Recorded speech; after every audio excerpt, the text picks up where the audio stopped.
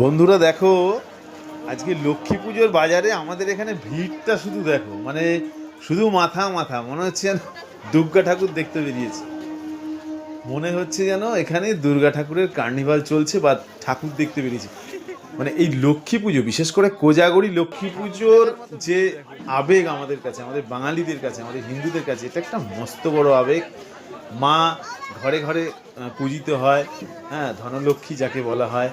হ্যাঁ, এবং মায়ের দয়াতেই আমরা সারা বছর যতটুকু যা ইনকাম করি সৎ পথে থেকে, সবটাই মায়ের আশীর্বাদে।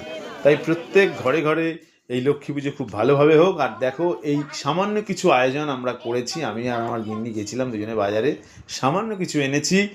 কালকে মায়ের ভোগ হবে, 5 রকমের ভাজা হবে, আচ্ছা, আলুর দম হবে, একটা লাবড়া চচ্চড়ি মতো ওটা হবে পাঁচমিশালি, সেই সঙ্গে লুচি, পায়েস, চাটনি তো থাকছেই।